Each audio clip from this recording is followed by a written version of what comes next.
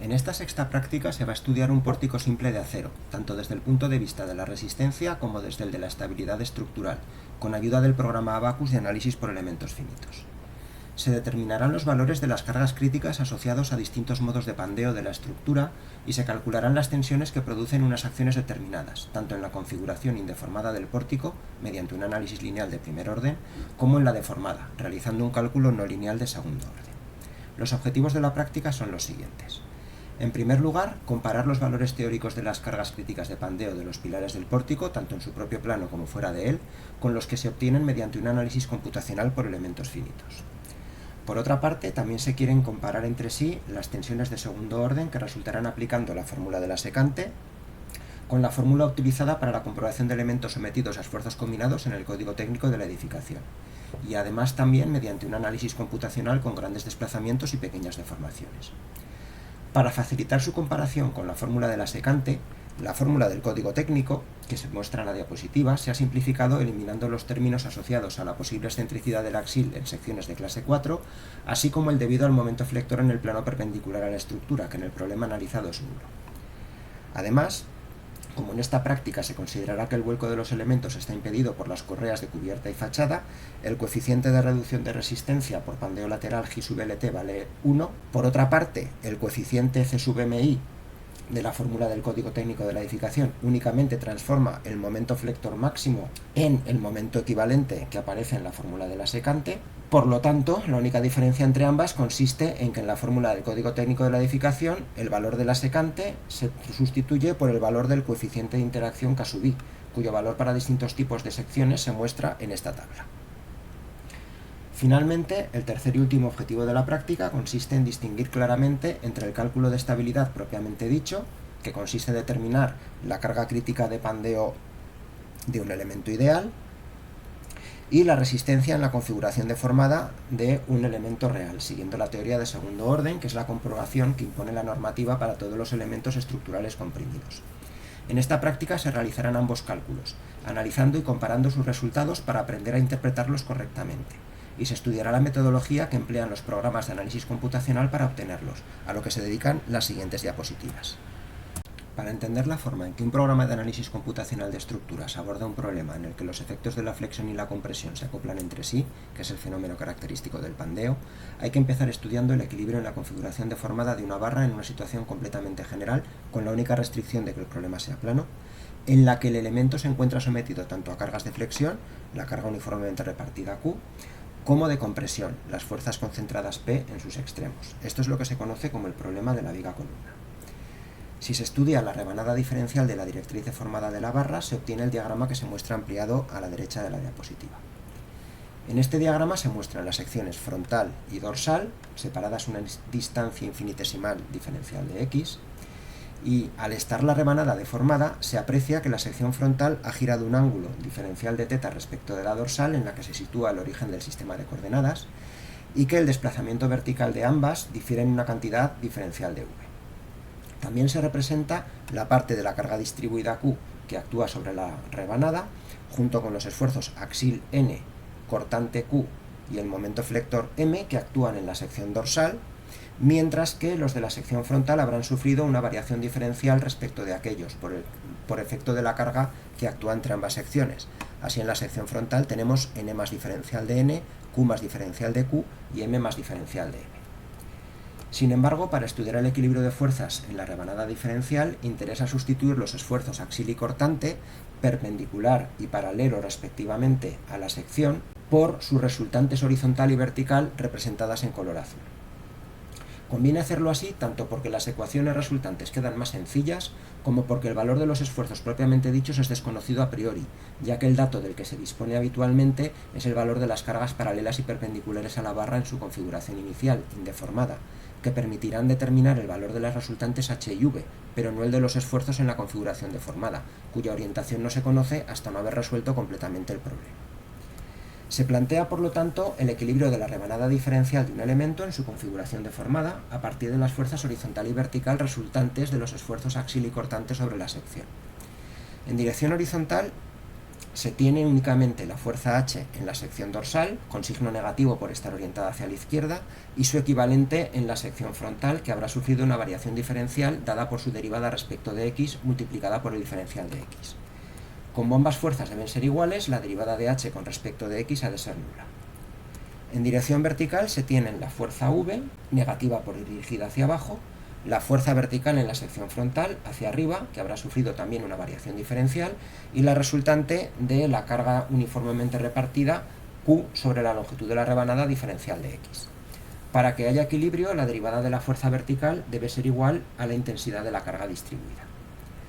Finalmente, en el equilibrio de momento sobre el eje perpendicular al plano en el que se encuentra el elemento deformado respecto del centro de gravedad de la sección dorsal, intervienen el momento flector en esta sección dorsal, con signo negativo al ser de sentido horario, el flector ligeramente distinto de la sección frontal, que es antihorario por lo tanto positivo, el momento flector producido por la resultante horizontal en la sección frontal al ser diferentes los desplazamientos verticales de ambas secciones, que vale h por diferencial de v y tiene sentido horario, y por último el momento que ejerce la resultante vertical en la sección frontal sobre la dorsal igual a v por diferencial de x y de sentido antihorario.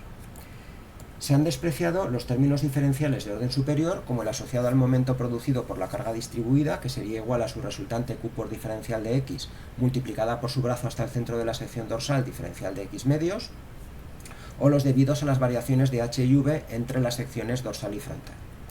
La ecuación resultante es la siguiente. La suma de la derivada del momento flector más la fuerza vertical menos el producto de la fuerza horizontal por la derivada de la flecha debe ser nula.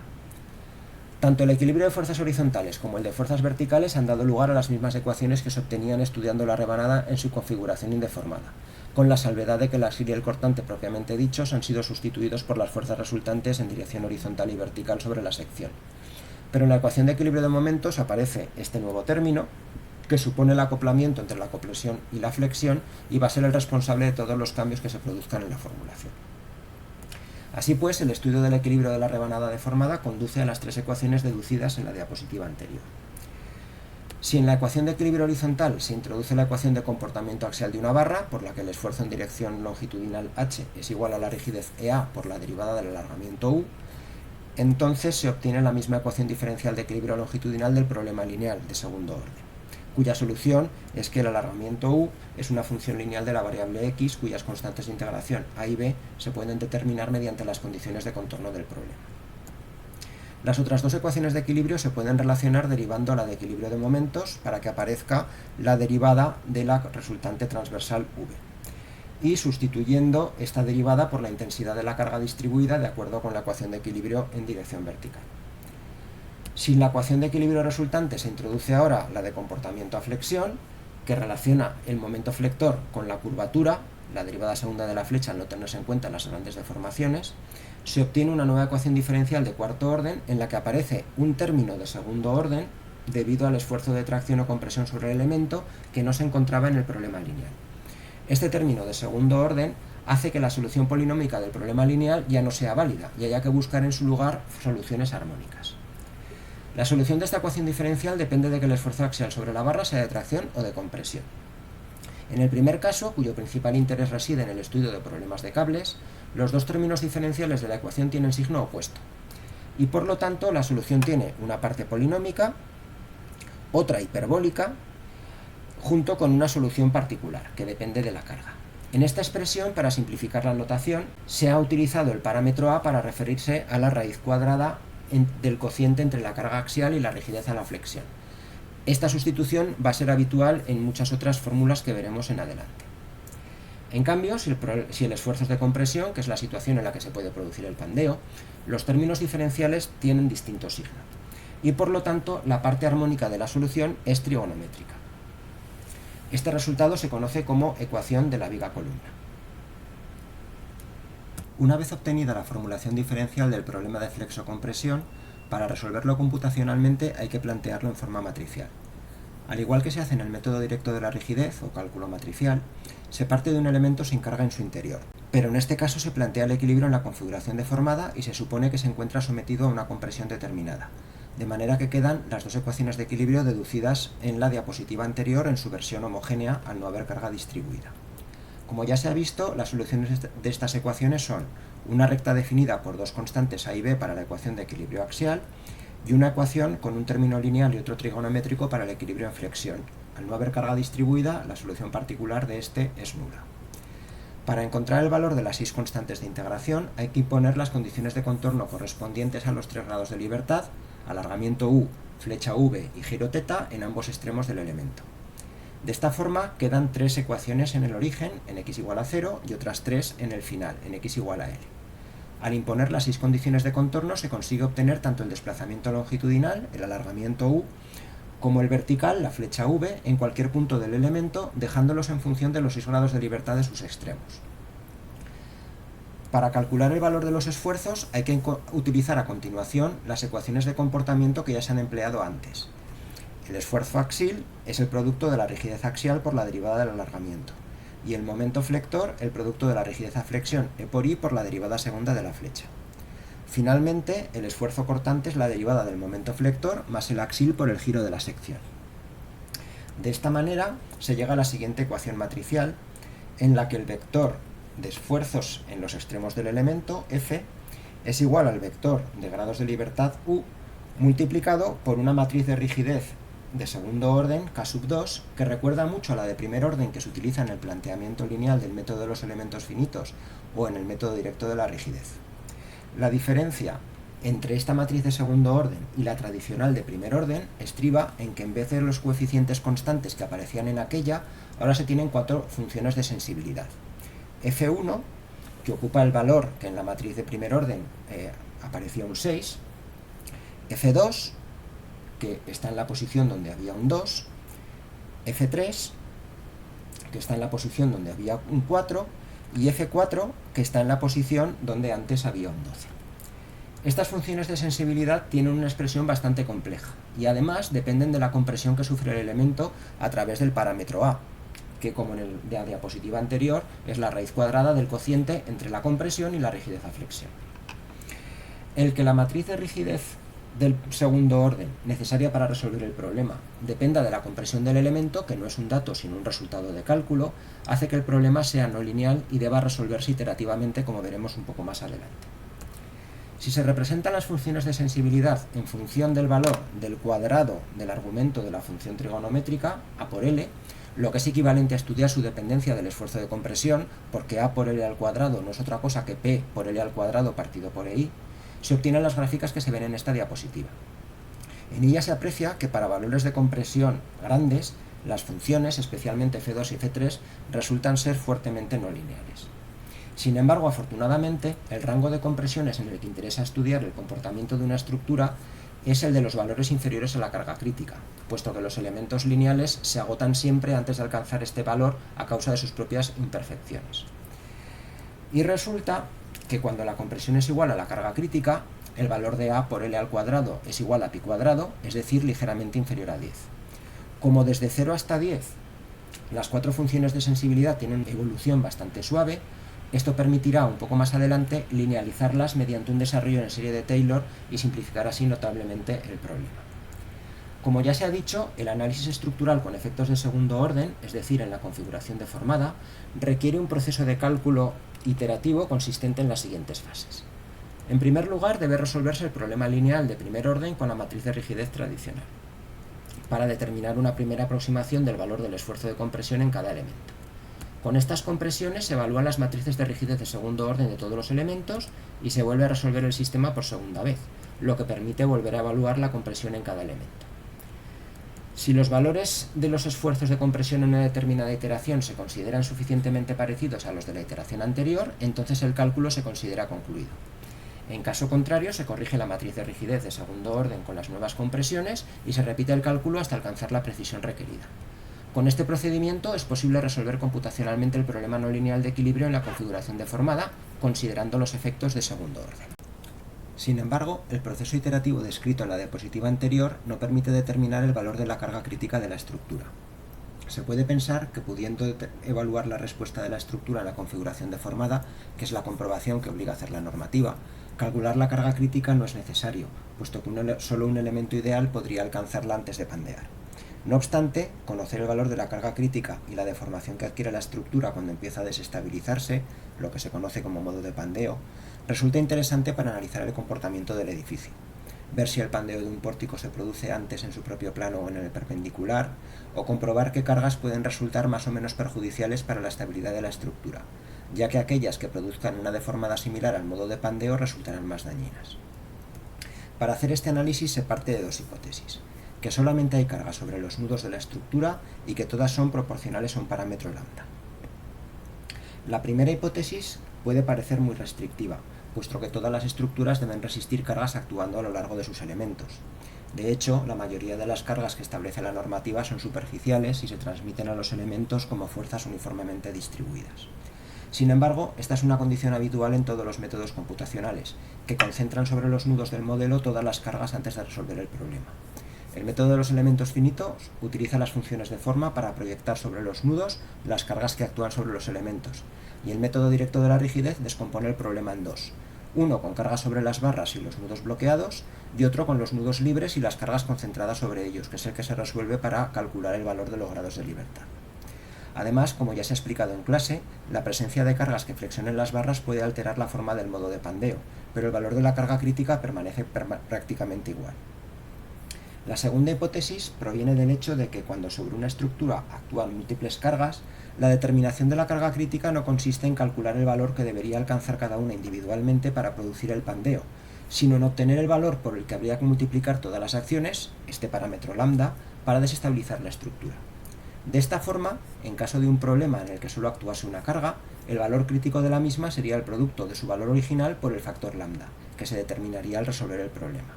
Si además esa única carga fuese unitaria, es decir, valiese 1, entonces lambda coincidiría con el valor de la carga crítica del problema. En estas condiciones, la ecuación de equilibrio de la estructura en forma matricial sería la siguiente, en la que la matriz de rigidez de segundo orden dependería del parámetro lambda al ser todas las cargas y en consecuencia la compresión de todos los elementos proporcionales a él. Si en esta situación las cargas sufriesen una variación de f a f más delta de f, entonces la ecuación de equilibrio se modificaría porque los desplazamientos también tendrían que variar, pasando a ser u más delta de u. Sin embargo, cuando se alcanza la carga crítica y comienza el pandeo, entonces se pueden producir incrementos en el valor de los desplazamientos sin que la carga aumente. Como el producto de la matriz de rigidez por los desplazamientos originales es igual a las fuerzas originales, en caso de que se produzca una variación de los desplazamientos con carga constante, el fenómeno característico del pandeo, el producto de esa variación de los desplazamientos por la matriz de rigidez debe de ser nulo. Y para que esta ecuación tenga una solución distinta de la trivial, que la variación del desplazamiento no sea también nula, entonces el determinante de la matriz de rigidez de segundo orden debe anularse, para dar lugar a un sistema de ecuaciones compatible indeterminado. Una vez resuelta esta ecuación, el valor del parámetro lambda que anule el determinante se identifica con la carga crítica, puesto que es el factor por el que habría que multiplicar todas las cargas para que se produjese el pandeo, y volviendo a la ecuación matricial k por delta de u igual a 0, se podría calcular el valor de la variación de los desplazamientos que constituiría el modo de pandeo, es decir, la deformada que adopta la estructura cuando comienza a producirse el pandeo. Sin embargo, este planteamiento presenta el importante problema de que despejar el valor del parámetro lambda de la condición de que el determinante de la matriz de rigidez de segundo orden ha de ser nulo es muy complicado a causa de que las expresiones de las funciones de sensibilidad son muy complejas. Para solventar esta dificultad se aprovecha el hecho ya comentado de que las funciones de sensibilidad en el rango de compresiones comprendidas entre 0 y la carga crítica, para las que la variable a por L al cuadrado varía entre 0 y 10, presentan una evolución bastante suave y por lo tanto susceptible de ser linealizada sin sufrir una pérdida de precisión apreciable. De esta manera, aplicando un desarrollo en serie de Taylor truncado en los elementos lineales, se obtienen estas aproximaciones para las 4 funciones de sensibilidad.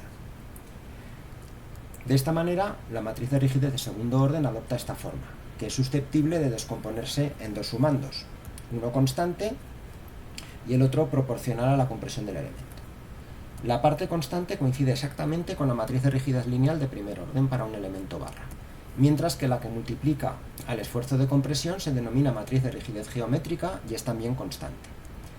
Como todas las cargas que actúan sobre la estructura son proporcionales al parámetro lambda, la compresión de cada elemento de la misma también lo será, de forma que la matriz de rigidez de segundo orden puede escribirse así.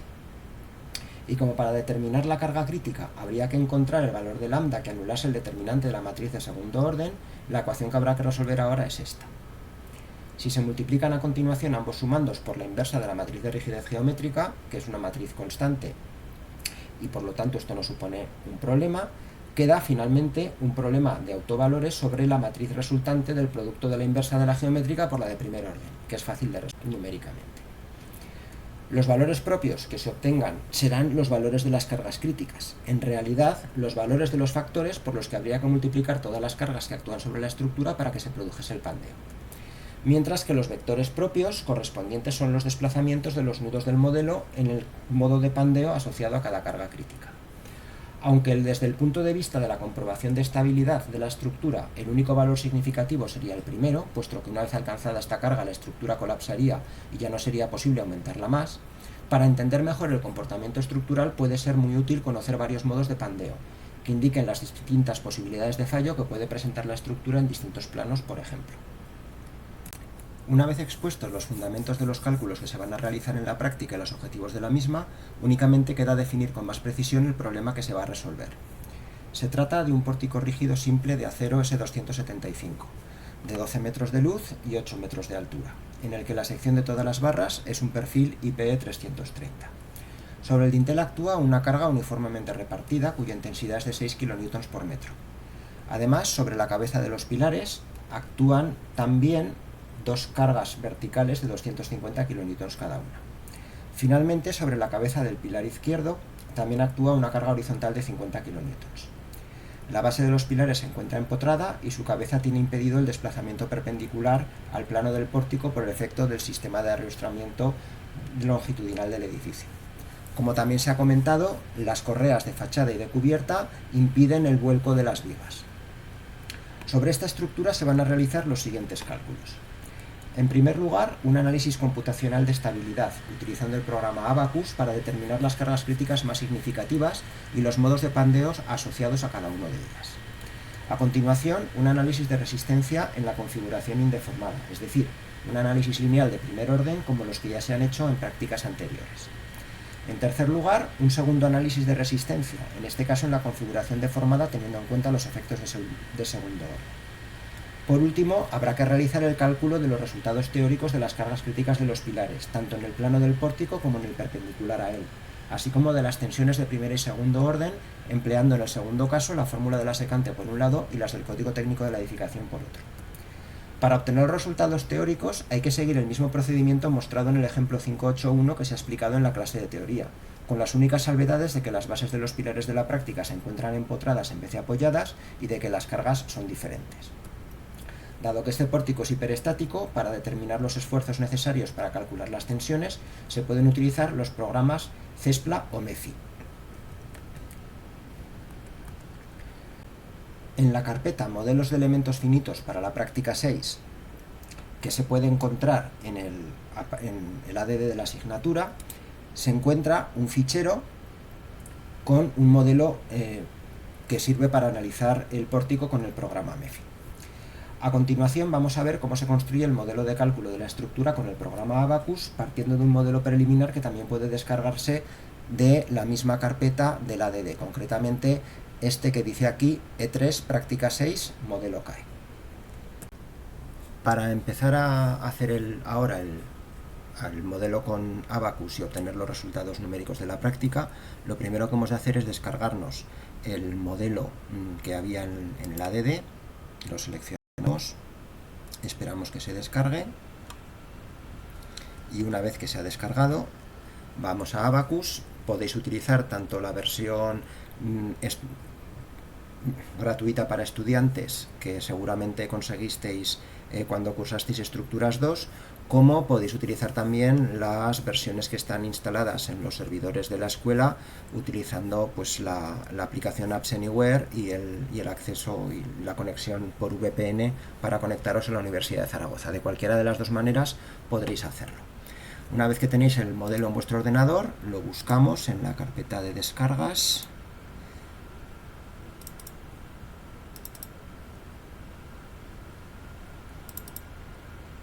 Este es el que tenemos.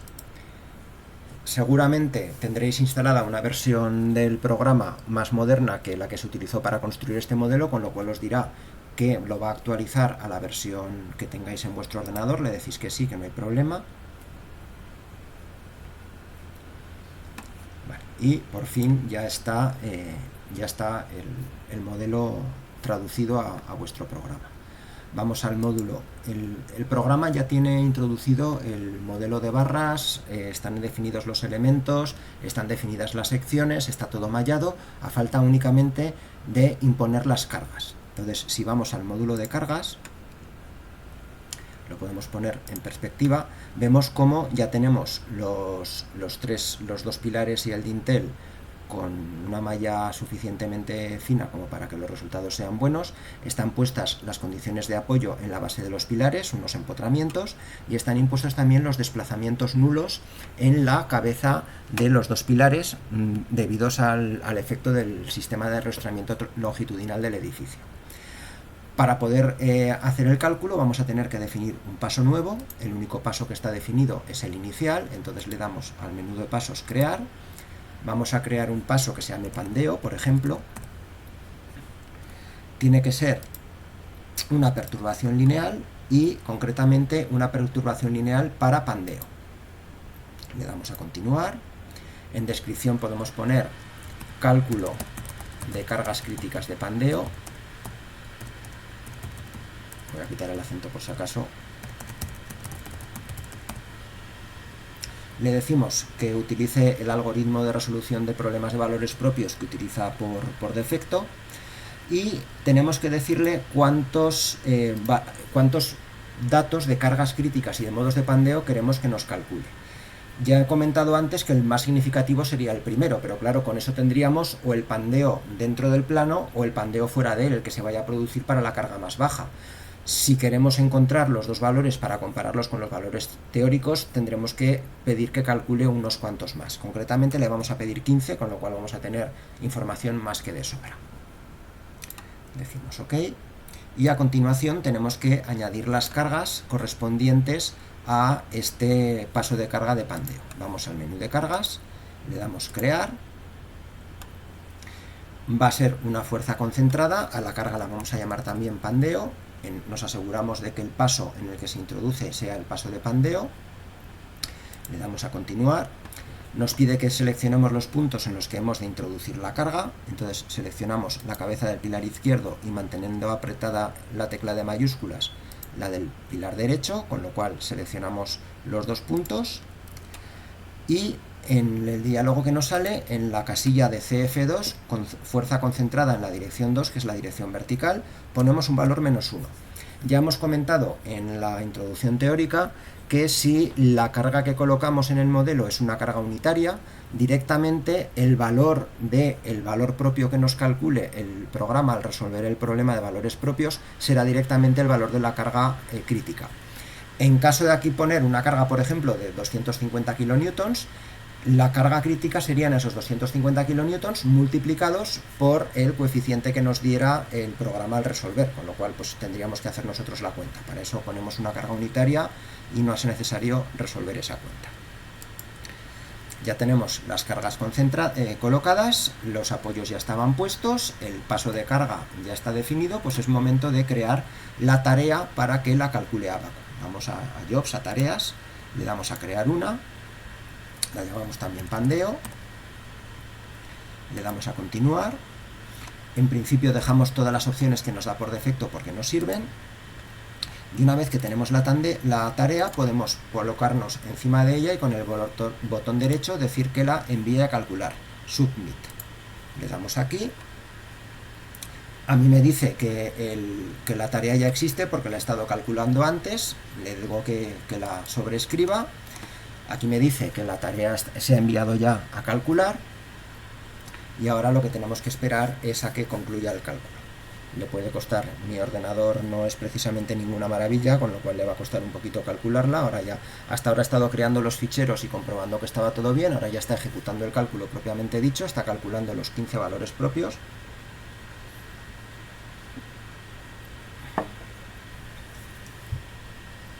Hay que esperar un poquito.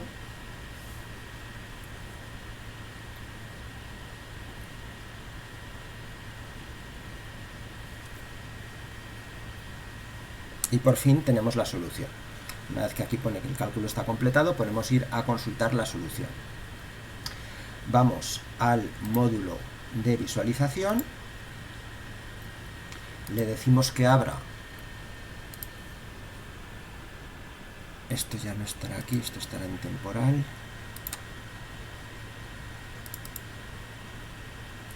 Pandeo ODB, que es la tarea que he creado,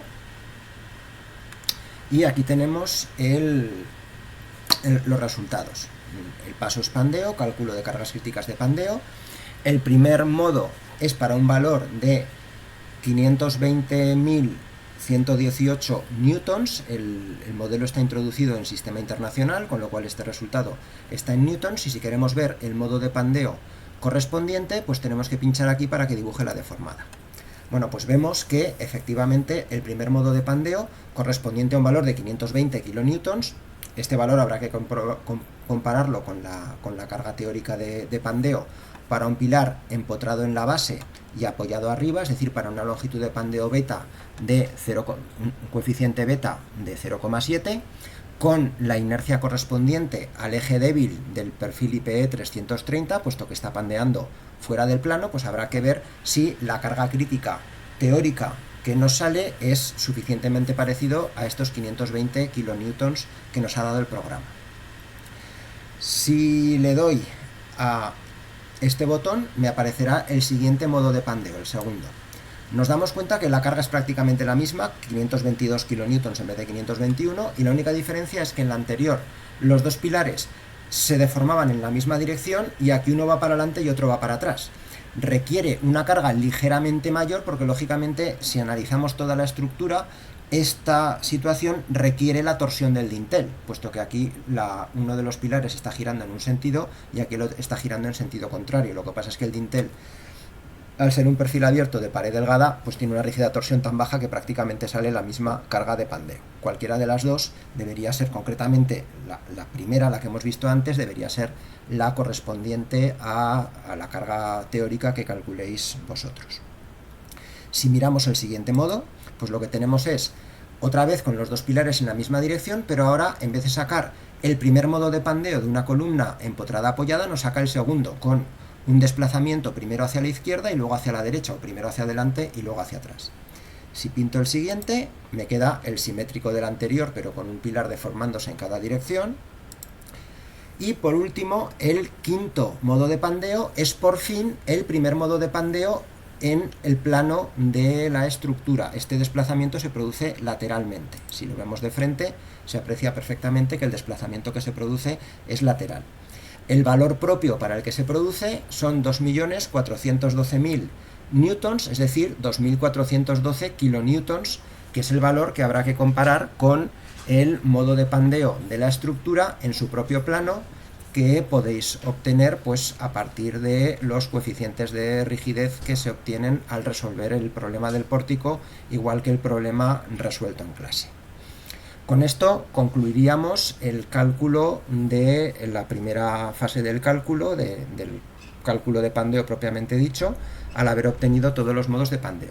Si por curiosidad queremos ver qué otros modos de Pandeo se producirían, podemos volver a ponerlo en perspectiva isométrica.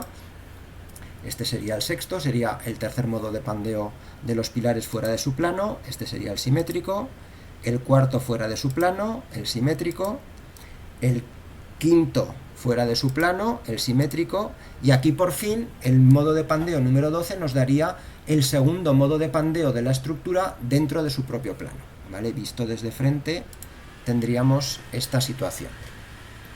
Bueno, pues con esto concluiríamos el análisis de los modos de Pandeo y ahora quedaría pues obtener las cargas teóricas y compararlas con las que nos ha dado el programa, con los modos de Pandeo 1 y 5.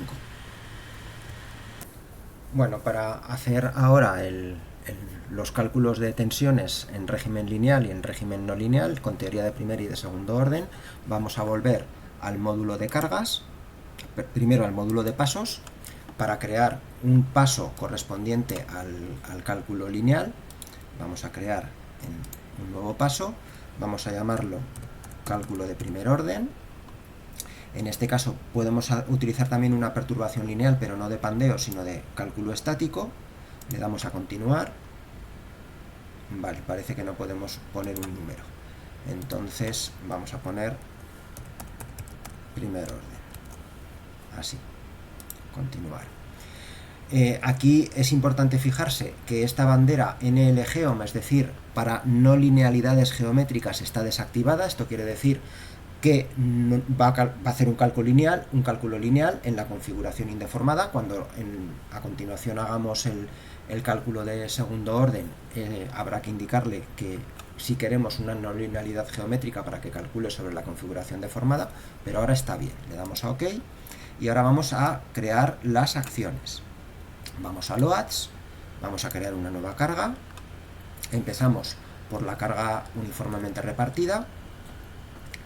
Esto ha de ser, la vamos a llamar Q, nos aseguramos de que está el paso de primer orden. Es una carga lineal, line load, le damos a continuar. Seleccionamos el dintel que es sobre la barra sobre la que actúa.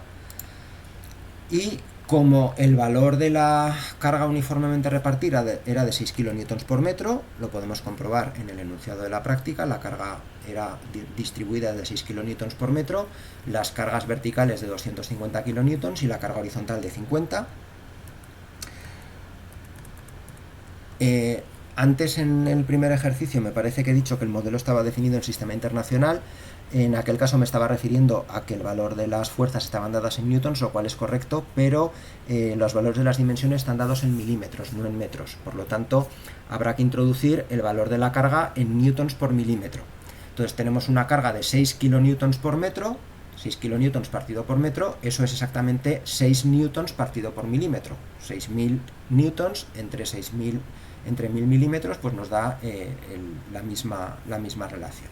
Entonces podemos mantener el mismo valor. En la componente 2, igual que hemos hecho antes, metemos un menos 6, le damos a OK y aquí vemos la carga uniformemente repartida sobre el dintel. A continuación voy a introducir una nueva carga, la carga horizontal, voy a llamarla PX, va a ser una fuerza concentrada, va a actuar únicamente en la cabeza del pilar izquierdo, va a tener un valor en X de 50.000 newtons, aquí la tenemos dibujada, y por último vamos a crear la carga vertical PY, también es una fuerza concentrada. Seleccionamos la cabeza de los dos pilares con la tecla de mayúsculas, ya está, y en la componente vertical ponemos menos 250.000 newtons. Bueno, pues con esto ya estarían definidas todas las cargas. Vamos a crear una nueva tarea para resolver el cálculo. A esta la voy a llamar también primer orden. Como antes, no toco nada en este diálogo y ahora voy a ejecutar la tarea. Como antes, le costará un poquito calcular. La he enviado, ahora está creando todos los ficheros que necesita el programa para realizar los cálculos y ahora está ejecutando el cálculo. Habrá que esperar un poquito como antes. Y por fin el cálculo ha concluido. Al tratarse de un cálculo lineal, pues ha sido un poquito más rápido que el que hemos hecho antes. Vamos a ir al módulo de visualización. Tenemos que cargar la base de datos correspondiente al cálculo que acabamos de hacer, no la que teníamos antes. Entonces vamos a Open primer orden ODB. Y aquí vamos a pedirle que nos pinte las tensiones de von Mises. En principio, la variable que tiene activada por defecto Abacus para representar es precisamente la tensión de von Mises. Si le decimos que nos la pinte en la configuración deformada, tenemos este valor. Con lo cual tendríamos un valor de máximo de 241,5 megapascales que se daría en la cabeza del pilar derecho. Lo que sucede es que Abacus, cuando trabaja con barras y muestra un modelo de alambres como esto, como el que tenemos aquí, nos muestra las tensiones concretamente en la esquina izquierda del ala inferior del perfil. Entonces tendremos que comprobar si en el ala superior podríamos tener unas tensiones mayores. Entonces vamos a buscarlo, vamos a en resultado vamos a puntos de la sección, le decimos que en vez de en la parte inferior nos la muestre en la parte superior, le decimos OK, y en este caso resulta que sale una tensión aquí en la base del pilar un poquito más grande, concretamente de 260 megapascales. Antes teníamos aquí arriba unos 240 y tantos, pues bueno, aquí en la parte inferior, que es donde tenemos el momento flector máximo en esta configuración, se nos produce la tensión máxima, serían 260 megapascales en teoría de primer orden. Vamos a ver ahora qué resultados obtendríamos en teoría de segundo orden, es decir, considerando grandes desplazamientos y grandes deformaciones. Para eso volvemos otra vez al menú de pasos, venimos al menú de pasos, creamos un nuevo paso. En este caso no es una perturbación lineal, vamos a menú de cálculo general y buscamos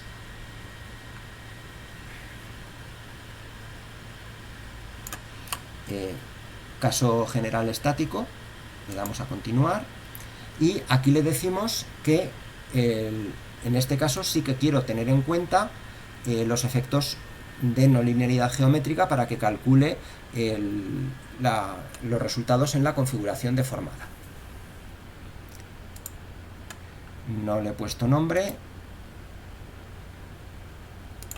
voy a llamarlo segundo orden. Y ahora tengo que volver a definir las cargas para este nuevo paso. Entonces, venimos aquí otra vez a crear una carga para segundo orden, una fuerza lineal, como hemos hecho antes, que se llame Q2, para que no se confunda con la de antes. Selecciono el dintel, pongo el valor de -6, una nueva carga, Px2, va a ser una fuerza concentrada en la cabeza del pilar izquierdo, valor en X 50.000 y una tercera carga, Pi2, en la cabeza de ambos pilares, de valor menos 250.000 en dirección Y. Ahora creo una nueva tarea que llamo segundo orden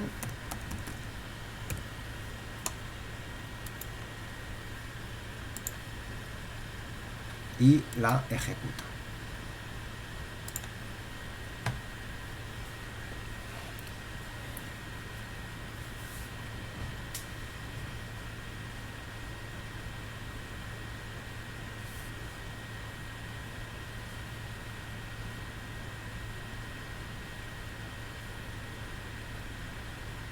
Ya ha terminado, podemos ir a ver los resultados.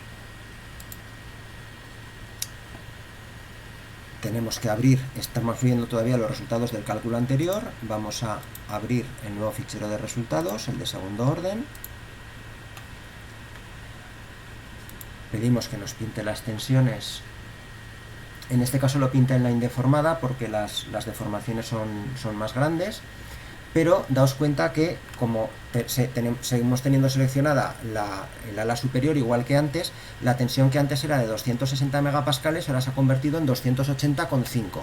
Es decir, las cargas son las mismas, la estructura es la misma, la única diferencia es que como la carga lateral que tenemos aquí en la cabeza del pilar izquierdo deforma toda la estructura hacia la derecha, las dos cargas de 250 kilonewtons que tenemos en la cabeza, ahora está considerando el programa que actúan con una determinada excentricidad debido a este desplazamiento lateral que sufre el pórtico. Entonces, el momento adicional que crean estas cargas de 250 kilonewtons descentradas respecto de la posición inferior del pilar hace que el momento flector aumente, de manera que las tensiones pasan de 260 a 285 megapascales. Si viésemos lo que sucedía en la parte superior,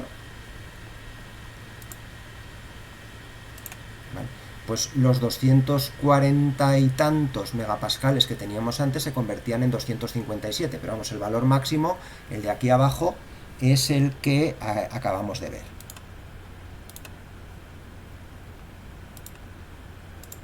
¿Vale? Los 280,5.